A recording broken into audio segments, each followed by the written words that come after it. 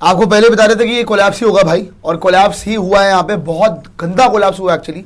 पाकिस्तान के स्पिन के सामने मेरे को लग रहा है अफ्रीका को कुछ समझ ही नहीं आया यार। अबरार, नवाज, सलमान अली आगा तीनों फंसा के चले गए। बड़ी जबरदस्त बॉलिंग कराई है और जो पिछले मैच में गलतियां की थी अबरार को बाहर बिठाने की, उस गलती से सीखे हैं। और कम टोटल देखने को मिलेगा, लेकिन आपने उम्मीद नहीं करी होगी कि 143 पर ऑल आउट हो जाएगी साउथ अफ्रीका, पर्टिकुलरली जब उनका स्कोर था एक टाइम पर 106 पर 2। ताश के पत्तों की तरह इनकी जो है बल्लेबाजी बिखरी, ओपनिंग स्टार्ट इतनी बड़ी जबरदस्त हो गई थी। आपको पहले बता रहे थे कि ये कोलैप्स ही होगा भाई, और कोलैप्स ही हुआ है यहाँ पे, बहुत गंदा कोलैप्स हुआ एक्चुअली। 143 बना पाई साउथ अफ्रीका और पूरी तरह से बिखर गई भाई। पाकिस्तान के स्पिन के सामने मेरे को लग रहा है अफ्रीका को कुछ समझ ही नहीं आया यार। अबरार, नवाज, सलमान अली आगा तीनों फंसा के चले गए। पेसर ने बाय वैसे 2 विकेट लिए, वो भी एक नहीं, शाहीन ने 2 विकेट ली हैं। बाकी अदरवाइज सारी विकेटें अबरार, सलमान अली आगा और नवाज के नाम ही बटी है। अल्टीमेटली बात यह है कि इवन कमेंटेटर्स भी बात कर रहे थे कि अगर 200 का स्कोर भी होता ना तो ये मैच कॉम्पिटिटिव हो जाता, क्योंकि ये पिच इतनी आसान नहीं है खेलने के लिए। यहाँ पे बहुत, वहां से पूरी की पूरी बैटिंग जो है वो अफ्रीका की ढह गई ताश के पत्तों की तरह। आप स्कोर कार्ड भी दिखा दीजिएगा, जैसे स्कोर कार्ड रेडी हो जाए। अगर यहाँ पे आ देखोगे प्रेटोरियस 39 रन, क्विंटन डिकॉक देखोगे 53 रन, फिर उसके बाद टोनी डोरजी 2 रन, फिर आ देखेंगे आपका ब्रेट्सकी 16 रन, फिर 1 7 0 3 16 3 0 ये रहा है। फॉल ऑफ विकेट्स अगर आप देखोगे भाई, सबसे इंटरेस्टिंग कोबरा जी स्थिति ये है कि आप थे 72 पे 1 और आप हो गए 143 पे ऑल आउट। उतने रन में मतलब आपने करीब 70 रन, अराउंड में लगा रहा हूं 70 रन, 70-75 रन के अंदर अंदर आप ऑल आउट हो गए।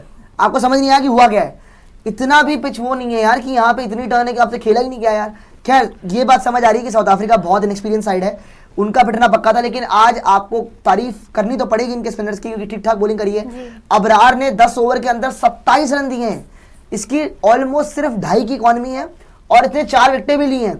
नवाज को आप देख लें 9 ओवर के अंदर 31 रन, 2 विकेटें, प्लस इसकी भी 3.5 की इकॉनमी है। प्लस सलमान अली आगा ने भी ठीक ठाक बॉलिंग कराई है, ज्यादा ओवर्स नहीं कराया उससे, लेकिन वो भी 2 विकेटें लेके। और शाहीन ऊपर से इनका इकलौता पेसर जो कि 2 विकेट लेके जा रहा है। हारिस रॉफ को कोई विकेट नहीं मिली, टेपिया को 3 ही ओवर डलवाए लोगों ने, ज्यादा ओवर डलवाए नहीं। तो भाई इस मैच में बैन रखते इसको, जरूरत क्या थी, तो 3 ही ओवर डलवाए तो बैन ही है ये।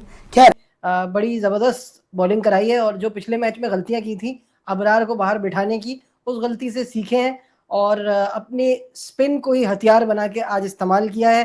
पिच पर बड़ी बात हो रही है कि पिच जो है वो बड़ी अजीबोगरीब किस्म की थी। अब अच्छी टीम के खिलाफ जिनके 8-9 प्लेयर्स ना हो वनडे की टीम में, और उनके खिलाफ हम ऐसी अब पिचेस बना के खेलेंगे, जीतेंगे, तो इसका मतलब है कि फिर ऐसे क्रिकेट ऊपर जाएगी हमारी, जब मजीद हम लोग प्रॉब्लम में आएंगे। ये तो अब फैसला क्रिकेट डिसीजन करने वालों ने लेना है कि ये टेस्ट मैच तो है नहीं है। व्हाइट बॉल क्रिकेट में ऐसी पिचेस कहाँ बनती है जहाँ पे लो रह रहा हो, ब्रेक इतना हो रहा हो।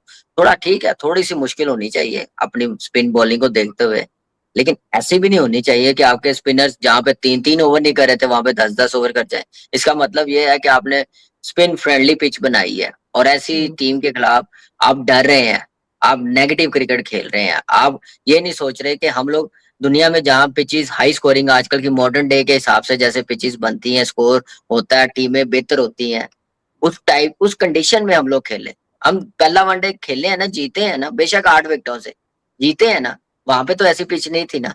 दूसरा वनडे हम हारे हैं तो वो क्या था, बाउंस था। स्पिनर्स अगर इतने आपके तगड़े हैं, समझते हैं कि ऑस्ट्रेलिया जाके बॉलिंग कर लेंगे, इंग्लैंड जाके कर लेंगे, न्यूजीलैंड जाके कर लेंगे, तो फिर आप मुझे बात बताएं कि यहाँ पे भी फिर करनी चाहिए आप लोगों को।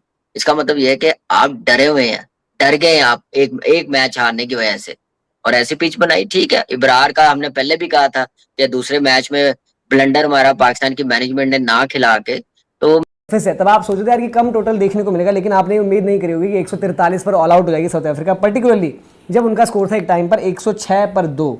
106 पर 2 था और उसके बाद आप देखिए किस तरीके से ताश के पत्तों की तरह इनकी जो है बल्लेबाजी बिखरी। ओपनिंग स्टार्ट इतनी बड़ी जबरदस्त हो गई थी, मैं वही देख रहा था कि 72 पे 1 था पहला विकेट, ओपनिंग पार्टनरशिप बढ़िया लग गई और इतनी जबरदस्त शुरुआत के बाद फिर वही चीज होती है ना कि यार चलो विकेट चाहे जैसी सलमान आगा जो भी कह रहा है, साउथ अफ्रीका का मतलब एक सरदर्द है। मुझे याद है कि जब साउथ अफ्रीका में एक ओडीआई सीरीज थी, एक दिन की अच्छी स्टार्ट लगे, सलमान आगा आए, 2-3 विकेटें ले गए, बैटिंग से तो हाल फिलहाल में रन है। आज भी आकर पहली विकेट उन्होंने ली, ठीक है, बाद में अबरार की 4 विकेटें हैं और नवाज की भी विकेटें हैं, इनकी भी विकेटें बराबर, लेकिन सलमान अली आगा ने वो पहली विकेट ली। उसके बाद जो कोलैप्स इनका हुआ है, इनके कोलैप्स की अगर बात करें भाई, ये इनका सबसे खराब कोलैप्स है।